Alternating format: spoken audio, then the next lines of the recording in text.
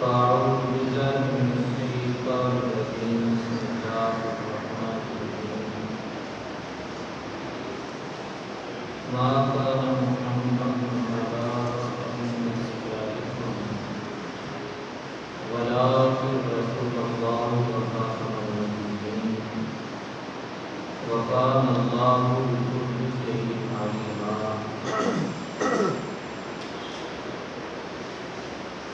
آمنت بالله صدق الله العظيم وصدق رسوله النبي الأمين إن الله وملائكته يصلون على النبي يا أيها الذين آمنوا صلوا عليه وسلموا تسليما اللهم صل على سيدنا ومولانا محمد وعلى آل سيدنا ومولانا محمد وبارك وسلم عليه صلاة وسلام عليك يا رسول الله وعلى آلك وصحبك يا نبي الله مولاي صل وسلم دائما أبدا على حبيبك خير الخلق كلهم حمد و ثنا کی بات بے حد و بے ساتھ لسان کرم قبول سے ہم سوال شریف کی باتیں جو تمام میں اپنے گناہوں کی کوشش کے لیے اللہ رب العزت سے اس کے کرم کی فضل کی رحمت کی اس کی باتوں کو حاضر کی رب تعالیٰ سے دعا ہے کہ وہ ہمارے ہر قسم کے گناہوں کی معافی اللہ رب العزت ہم اہل پاکستان کو پوری دنیا کو تمام عالم اسلام کو یہ جو موجودہ بیماری کورونا ہے اس سے مکمل نجات عطا فرمائے۔ ویسے تو اللہ تبارک و تعالیٰ کا کرم ہے کہ اس لیے اس ملک پر اپنا خاص کرم فرمائے کہ ہمارے یہاں یہ اس کے کرم سے حکومت کی نعمتیں تو بہت ہیں لیکن اللہ تبارک و تعالیٰ نے اپنے رحمت سے ہمیں محفوظ اپنے کرم سے اپنے حبیب کی صدقہ سے آج تو نماز کے ویسے تو سیدہ فاطمہ الزہرا رضی اللہ تعالیٰ عنہا آپ کا یوم وصال ہے 3 رمضان کو اور جدر میں ثانی رحمۃ اللہ علیہ نے لکھا ہے کہ نبی کریم رب العزت صلی اللہ علیہ وسلم کی رحمت جو بطور ولایت امت کو ملتی ہے وہ 4 لوگ جو ہے وہ تقسیم فرماتے ہیں حضرت علی رضی اللہ عنہ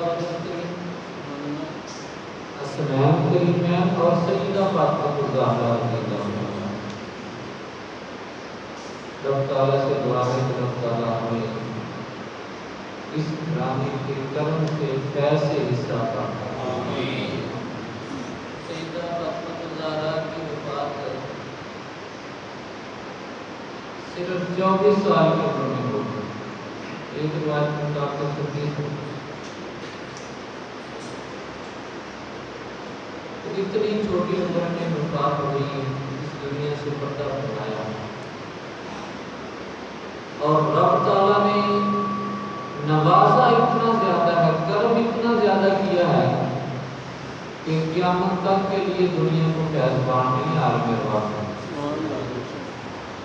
ہماری مائیں بہنوں کے بنانے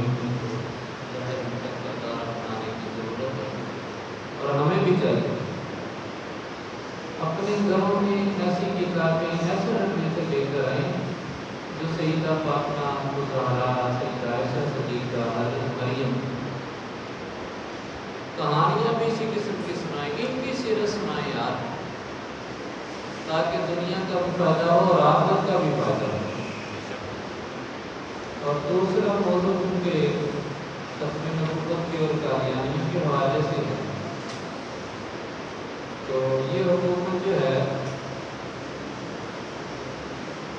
یہ میرا خیال ہے اپنی حکومت کرانے کے لیے خود ہی کافی ہے، اس کو کسی اور کی ضرورت نہیں ہے۔ تو یہ اللہ رسول کے ساتھ میں اگر مذاق کی باتیں کریں گے، اس طرح کے باتیں کرنا شروع کریں گے جو ضرورت ہے، ان کو پتہ نہیں اتنی ہمدردیاں کیوں ہیں قادیانیوں سے، غیر مسلموں سے اور ان مرتدین سے۔ دو تین باتیں بنیادی ذہن میں رکھنی چاہیے۔ جو قادیانی پہلے مسلمان تھا پھر قادیانی ہوا ہے وہ مرتد ہے، اس کے لیے کسی مسلمان کے دل میں نرم گوشہ ہونا یہ ایمان کو منافی ہے۔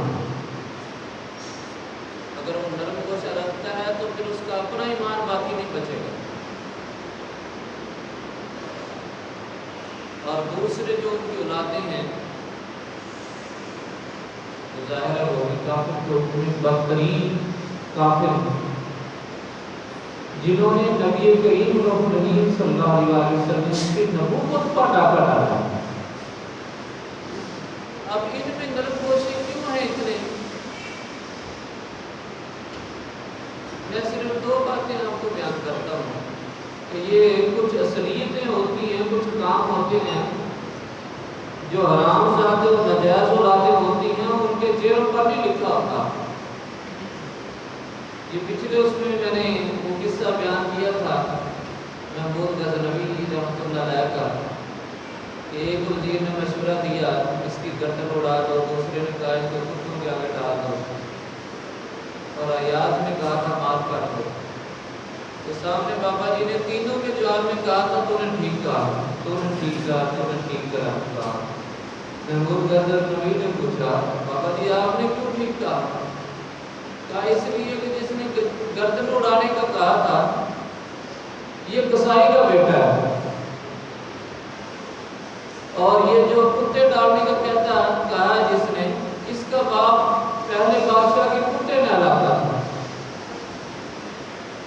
تو کہا تمہاری حکومت ڈبونے کے لیے اتنا ہی کافی ہے کہ تیرے وزیر مشیر جو ہیں یہ قصائیوں کے اور کتے نہلانے والوں کے بیٹے ہوں۔ اور کہا تیسرا جس کی وجہ سے تیری حکومت بچی ہوئی ہے وہ سید آدم ہے۔ کہا یہ چونکہ آل رسول آپ کریم صلی اللہ علیہ وسلم کی اولاد سے ہیں تو یہ پوری امت پر رحم کرتے ہیں، فضل کرتے ہیں، ان کی ضرورت نہیں ہوتی۔ ایک اور قصہ جو عرب دنیا میں بڑا مشہور ہے، اس لیے سمجھنا ضروری ہے تاکہ آپ کو یہ موجودہ حکومت کے جو وزیر مشیر ہیں یہ باتیں سمجھ آئیں کچھ کیونکہ بڑا عام فہم ہے، میں اس لیے سمجھاتا ہوں۔ عرب میں ایک قصہ مشہور ہے، ایک دانا آدمی، وہ بڑا عقلمند تھا، تو جب فوت ہونے لگا تو اس کے 3 بیٹے تھے، تینوں کا نام حجر تھا۔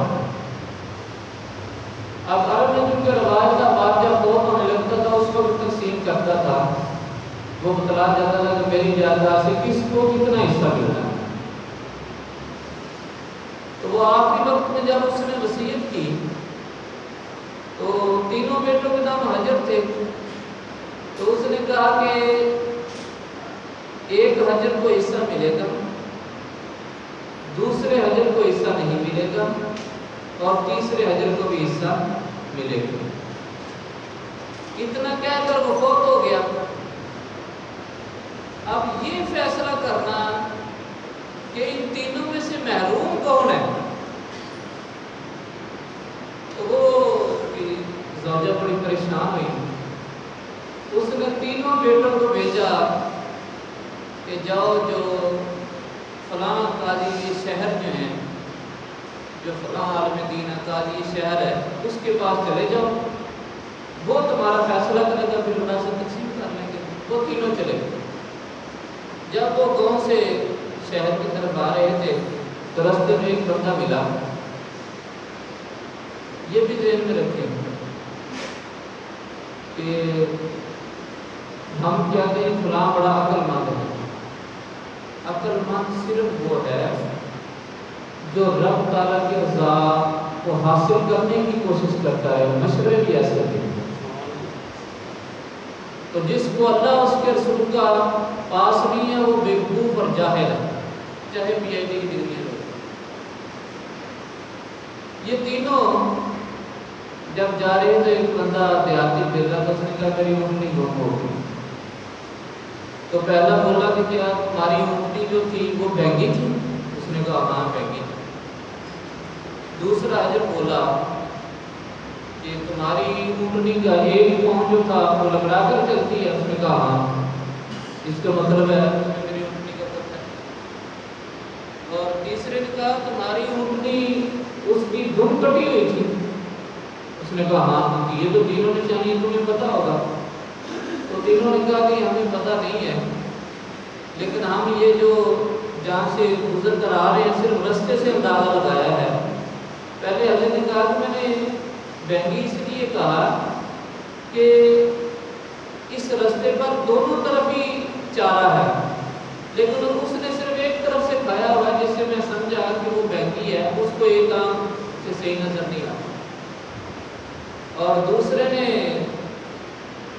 جس نے کہا تھا کہ لکڑی ہوئی ہے، اس نے کہا تم کیسے کہہ رہے ہو؟ اس نے کہا کہ اس لیے جو پاؤں رستے پر لگے ہوئے ہیں، تین ٹھیک لگے ہوئے ہیں، چوتھا پاؤں گھسیٹا ہوا ہے، تو میں نے اس سے اندازہ لگایا۔ تیسرے سے پوچھا کہ تمہیں کیسے پتا کہ وہ دم کٹی ہوئی ہے؟ اس نے کہا کہ میں نے دیکھی تو نہیں ہے، لیکن یہ جو اس کی گوبر اور مینگریاں ہیں یہ بالکل ایک لائن میں ہے۔ اونٹ کی عادت یہ ہے کہ وہ جب گوبر یا لیند کرتا ہے تو وہ دم سے اس کو بکھیر دیتا ہے، وہ سیدھی نہیں ہوتی۔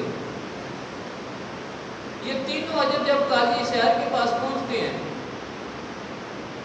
تو شام کا وقت ہوتا ہے، وہ قاضی شہر ان کو ٹھہراتا ہے، کہتا ہے چلو اب تو آرام کرو، صبح اٹھ کر میں تمہارا فیصلہ کروں گا۔ وہ جب سونے سے پہلے ان کو کھانا پیش کیا گیا اور قاضی نے ایک جاسوس بھی مقرر کر دیا کہ جو ان کے بارے میں حالات رکھے، پوری خبر دے کیا ہے یہ چیز، کیوں آئے ہیں، کیا مقصد ہے۔ جب کھانا آیا تو پہلا حجر بولا کہ یہ جو گوشت ہے یہ کتے کا گوشت ہے، حلال جانور کا گوشت نہیں۔ دوسرا حجر بولا یہ جو روٹی ہے یہ حاملہ عورت نے پکائی ہے۔ تیسرا بولا حجر کہ قاضی جو ہے یہ حرام زادہ ہے، حرام کی اولاد ہے۔ اب ظاہر قاضی کو یہ جاسوسی پہنچ گئی، قاضی نے بلا لیا تینوں کو، پھر کہا ہاں بھی میں نے تمہاری مہمان نوازی کی ہے، تمہیں عام سالن دینے کی بجائے گوشت دیا ہے، اور تم کیا رہے کتے کا گوشت دیا ہے، کیا دلیل ہے اس کی؟ اس نے کہا قاضی صاحب اس میں گوشت کم تھا، چربی زیادہ تھی، تو ظاہر ہے باقی جتنے بھی جانور ہیں ان میں گوشت، حلال جانوروں میں گوشت زیادہ ہوتا ہے، چربی کم ہوتی ہے، حرام جانوروں میں چربی زیادہ ہوتی ہے، گوشت کم ہوتا ہے۔ اور مجھے پتا تھا یہاں پر کتے ہی میسر آ سکتے ہیں، اس لیے میں نے کہہ دیا۔ قاضی نے بچی کو بلایا، اس نے بتلایا ہاں چونکہ مجھے دوسرا گوشت مل نہیں سکا تھا تو پھر یہ کتا ہی ذبح کروا کے ان کو کھلایا گیا۔ دوسرے نے پوچھا تو نے یہ کیوں کہا حاملہ سے؟ اس نے کہا کہ روٹی ایک طرف سے ایک حصہ اس کا پکا تھا، ایک کچا ہوتا تھا، تو کہتا جو حاملہ عورت ہوتی ہے وہ چونکہ پوری طرح دیکھ نہیں سکتی اس لیے کچی پکی روٹی تھی، میں نے اس سے اندازہ لگایا۔ بادشاہ نے پوچھا تو کہا یہ بھی ٹھیک۔ تیسرے سے بادشاہ نے پوچھا کہ تو نے مجھے حرام زادہ کیوں کہا ہے اپنی گفتگو میں؟ تو اس نے کہا بادشاہ سلامت قاضی صاحب جو حلال زادے ہوتے ہیں وہ نہ تو مہمانوں کو حرام گوشت کھلاتے ہیں، نہ کچیاں روٹیاں کھلاتے ہیں، اور نہ ہی حلال والے جو ہوتے ہیں وہ مہمانوں کی جاسوسی کرواتے ہیں۔ تو میں نے تمہارے کاموں سے اندازہ لگایا کہ آپ حلال حرام زادے ہیں۔ تو قاضی شہر نے کہا کہ یہ پہلے دونوں اجر کو حصہ ملے گا، یہ تیسرا حرام کا ہے۔ انہوں نے پوچھا یہ وراثت سے محروم رہے گا، تو ان دونوں نے پوچھا کہ آپ کو کیسے پتا چلا؟ اس نے کہا اس لیے کہ حرام زادے کو صرف حرام زادہ ہی پہچانتا ہے، تو یہ حرام زادہ ہے اس لیے اس نے مجھے پہچانا ہے۔ واپس آ کر انہوں نے ماں سے پوچھا، انہوں نے کہا ہاں تم تینوں میں سے یہ ایسے ہی ہے کہ یہ تمہارے والد گرامی نماز پڑھنے گئے تھے صبح کی، تو واپس آئے تو ایک بچہ گلی میں پڑا ہوا ملا، اس کو اڈاپٹ کیا تھا، اس لیے یہ آپ کے باپ کی اولاد نہیں ہے نہ میری اولاد ہے۔ تو اس لیے یہ جو مشورے دیے جاتے ہیں ان سے بھی پتہ چلتا ہے ان میں سے حلالی کون اور حرامی کون۔ جو نبی کریم رحیم صلی اللہ علیہ وسلم کے بارے میں، جو ان کے دشمنوں کے بارے میں نرم رویہ رکھتا ہے، تو اس میں کوئی شک نہیں ہے کہ وہ کس مسئلے سے ہو۔ یہ سخت گفتگو اس لیے بھی ہے کہ ان کا وار صرف اسلام پر نہیں پاکستان پر اس سے بھی بڑا ہے۔ آپ جب تقسیم ہوئی ہے گرداسپور کا ضلع جو تھا 49% آبادی جو تھی مسلمانوں کی تھی، 49% تھی ہندوؤں کی، 1% عیسائیوں کی اور 1% ہے قادیانیوں کی۔ عیسائی غیر جانبدار رہے اور قادیانیوں نے پاکستان کے خلاف ووٹ دیا اور گرداسپور کو ہندوستان کا حصہ بنایا۔ اور پھر اس سے بھی بڑی بات ہے، ذوالفقار علی تو یہ یحییٰ مختار بیان کرتے تھے، جو اس کے قانونی مشیر تھے، تو کہا ذوالفقار علی بھٹو نے یہ سمجھنے آپ ہی تھا کہ آپ کو کوئی جو نرم گوشیاں وہ سمجھ آئیں۔ اس نے جب بلایا مرزا ناصر کو ربے سے اور لاہوری کا گروپ کا تھا صدر الدین، انہوں نے جب پارلیمنٹ میں ان کا دلایا تو یحییٰ مختار کہتے ہیں کہ یہ ہر قادیانی کا بنیادی عقیدہ ہے کہ جو مرزا کو نبی نہیں مانتا وہ سارے کافر ہیں، مسلمان نہیں ہیں۔ یعنی ایک تو ہم انہیں کافر مرتد، وہ ہم کو کافر مرتد سمجھتے ہیں سب کو۔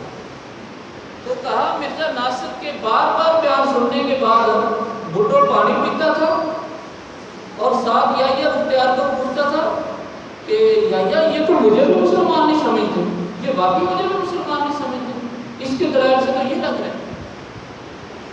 تو ان کو پتہ نہیں کہاں سے نرم گوشے آ رہے ہیں، اس حکومت کو کبھی کسی کو مشیر بنا لیتے ہیں، کبھی کوئی اور معاملہ لے آتے ہیں، کبھی قادیانیوں کے بارے میں اتنا نرم گوشے، اور ان کو یہ شاید پتہ نہیں ہے یا یہ کہاں سے اٹھ کر آ گئے ہیں، یہ کیا انہوں نے پڑھے کچھ نہیں ہے، تاریخ نہیں ہے، کوئی اسلام کی رمق نہیں ہے، اور یہ بات چھوڑتے ہیں۔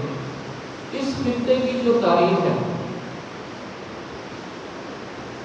یہ مسلمان نہیں، یہ پوری دنیا کی، ساری دنیا کی جتنے بھی لوگوں نے تجزیے کیے ہیں اس خطے کے، یہ برصغیر کے مسلمانوں کے،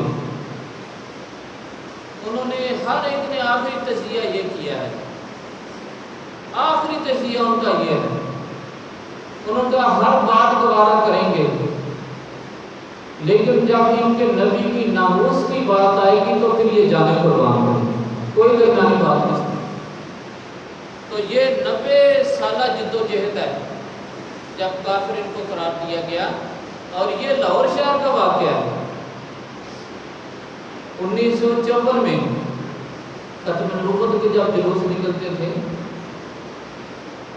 تو فوج کا بندہ، فوج کا افسر جو ہے ریڈ لائن کھینچتا تھا مال روڈ پہ، کہتا تھا کہ جو اس کو کراس کرے گا اس کے سینے جو ہے چھلنی کر دیں گے گولیوں سے۔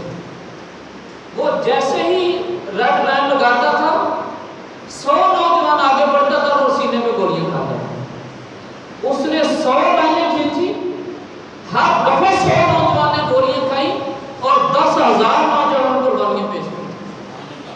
کیا بات ہے یار، تمہارے باپ کی جاگیریں ہیں یہ، نبی کی نبوت کا اس پر ڈاکہ ڈالا جا رہا ہے، آقا کریم صلی اللہ علیہ وسلم کی نبوت کا مسئلہ ہے اور تمہیں پتہ ہی نہیں ہے۔ اور یہاں کی ہسٹری تو یہ تاریخ یہ ہے. اللہ تبارک و تعالیٰ اس خطے کو آباد رکھے، شاد رکھے.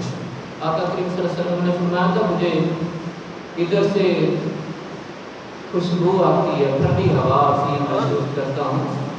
تو یہ وہ دعا ہے. کشمیر میں 1931 میں 31 جولائی 1931 ڈوگرا راج نے، یہ بھی سن لیں، یہ ہماری مسجدوں میں جو اذانیں بھی ہو رہی ہیں، جماعتیں بھی ہو رہی ہیں، تو یہ یاد رکھیں یہ بھی خیرات میں نہیں ملی ہوئی ہے. باقی ساری جو مسلم امہ ہے، جو مسلمان ملک ہیں، وہاں پر انہوں نے پابندیاں لگا دی تراویح پر، نماز جمعہ پر، نمازوں پر. یہاں پر نہیں لگ سکی. کیوں نہیں لگ سکی؟ کبھی اس کو بھی سوچیں. ڈوگرا راج جب لگا تو اس نے پابندی لگا دی کہ اذان پر پابندی ہوگی. کسی نے دینی ہے تو اپنے گھر دے دے اذان، اپنے گھر بیٹھ کر. مسجد سے اذان نہیں دی جائے گی. تو سری نگر کے مسلمان سارے اکٹھے ہو کر اس کے باہر آگے سینٹرل جیل کے پاس، اس کے گھر کے پاس، اور اس نے کہا، انہوں نے کہا کہ ہم پہلے یہاں پر تیرے گھر پہ کے سامنے اذانیں دیں گے، روک دو. تو اس نے فوج کھڑی کر دی. تو اللہ اکبر. ابھی ایک جو مسلمان نوجوان تھا اس نے اللہ اکبر کہا تو گولی چلی تو وہ شہید ہوا. دوسرا پڑا، دوسرے نے اللہ اکبر کہا، پھر گولی چلی، وہ شہید ہوا. تیسرا آگے بڑھا، اس نے اشہد ان لا الہ الا اللہ کہا، پھر گولی چلی، اس کا سینہ چھڑی ہوا. 22 نوجوانوں نے سینے چھڑی کروا کر اذان کو بند کی. سبحان اللہ، سبحان اللہ، سبحان اللہ. 22 نوجوانوں نے سینے چھڑی کروائے اپنے اور اذان مکمل کی اور کہا کہ ہر اذان پر اتنی قربانیاں دیں گے، جتنی چاہو گے قربانیاں دیں گے، اذانیں بند نہیں ہونے دیں گے، مسجدیں بند نہیں. تو یہ کہاں سے اٹھ کر آ گیا؟ یہ انگریزوں کے، ان کے باپ دادوں کی ہسٹری اٹھا کر دیکھیں. یہ جب مسلمان نوجوان سینوں پر گولیاں کھا رہے تھے، یہ انگریزوں کے جوتے بارش کر رہے تھے، جاگیریں لے رہے تھے ان سے، مجاہدین کی جاسوسیاں کر کے پیسے اٹھا رہے تھے. اور اب یہ آگے قادیانیوں کو دینے کے لیے. تو اس لیے یہ بات کو ذہن سے نکال. یہ ابھی ماں نے بہت سارے جنے ہوئے اور یہ اس طرح کے لوگ کئی مسئلے آئے اور گئے اور جاتے رہیں گے. تو یہ تو پتہ نہیں، پر یہ ہم تو کہتے ہیں یہ خود ہی عذاب بنتے ہیں. یہ کرونا سے زیادہ تو یہ حکومت ہی عذاب بنتی جا رہی ہے. کوئی ان کا مشیر وزیر، آپ ان کے کرتوت یہ دیکھیں، کرتوت دیکھیں. گندم کی پاکستان میں ضرورت ہے، باہر سے بغلوں آتی ہے، باہر دیکھیں. ماسک اور سینیٹائزر جن یہاں پر ضرورت تھی انہوں نے باہر سے بغل کر دی ہے، بیچ دی 3 کروڑ. یعنی یہ خود عذاب بنے ہوئے. اوپر سے یہ رمضان کی برکت ہے اور یہ مسجدیں. اب کیا ہے وزیر اعظم بھی سارے بھی کہ پاکستان میں صورت آپ کنٹرول ہے، اللہ کا شکر ہے، اللہ کا کرم ہے. اور بھائی میرے یہ مسجدیں کھلی رہی، یہ جمعے ہوتے رہے، یہ تراویح شروع ہوئی، یہ قرآن کی تلاوت ہوئی، یہ مسجدیں آباد ہوئی، رب تعالیٰ کے آگے سجدے میں روئے، اس کے گھروں کو آباد کیا. یہ اس کا کرم ہے، یہ اس کی رحمت ہے، اس کا فضل ہے. اور یہ باتیں، یہ چیزیں تو نوسط ہیں. رب تعالیٰ سے دعا ہے کہ رب تعالیٰ ہمیں اسلام کی حفاظت کی توفیق عطا فرمائے.